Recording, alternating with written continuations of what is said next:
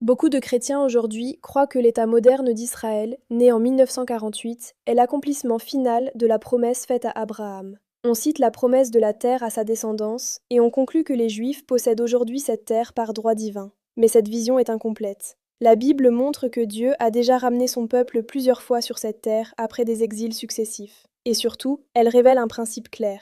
Chaque fois qu'Israël refusait la justice, exploitait les faibles, opprimait l'étranger, vivait dans la violence ou versait le sang des innocents, Dieu les avertissait que la terre finirait par les vomir. Dans Lévitique 18, versets 25 à 28, Dieu dit explicitement : « La terre ne doit pas vomir ses habitants, car ils ont rempli le pays d'abominations. Vous ne ferez pas comme elle. » Autrement dit, les nations qui commettent violence, injustice et pratiques abominables sont rejetées par la terre elle-même. Dieu avertit Israël que s'ils reproduisent ces mêmes comportements, leur terre, celle qu'il a promise, pourrait les rejeter de la même manière. Les prophètes reprennent cette idée concrètement. Ésaïe parle de mains pleines de sang, Jérémie 7 dénonce l'oppression de la veuve, de l'orphelin et de l'étranger, Ézéchiel 22 décrit une ville où le sang coule et où les puissants dévorent le peuple. Les exils assyriens, babyloniens et romains sont la conséquence directe de ces injustices et du sang innocent versé sur une terre que Dieu voulait consacrer à la justice. La terre promise n'a jamais été un droit automatique. Dieu a déjà accompli plusieurs retours, sous Cyrus, dans Esdras, dans Néhémie, après chaque exil.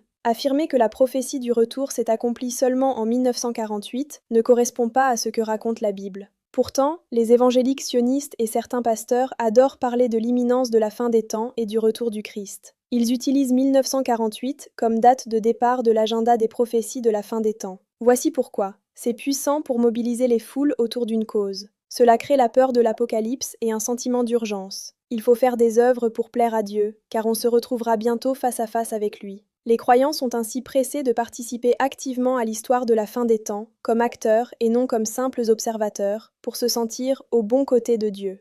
Et la réalité actuelle sur le terrain est claire. Israël prend des terres par la force, expulse des Palestiniens de leurs maisons, parfois de celles où ils sont nés ou qui appartenaient à leurs parents, et impose des conditions de vie difficiles dans les colonies. Les terres sont confisquées, les villages rasés, les populations déplacées, tandis que la sécurité de l'État est assurée par une militarisation intense. Les routes, les checkpoints, les colonies et même des zones civiles fortifiées rappellent que la paix n'est pas présente. Ces actions correspondent exactement au comportement que les prophètes condamnaient : injustice, violence et oppression des plus faibles. Aujourd'hui, les conséquences sont visibles. Les Israéliens vivent sur leur terre ancestrale, mais dans la peur constante. Beaucoup ont des bunkers ou des pièces blindées non pour le confort, mais pour survivre aux roquettes, attaques ou infiltrations. Une terre où règne la justice serait un lieu de repos. Une terre conquise par la force devient une prison.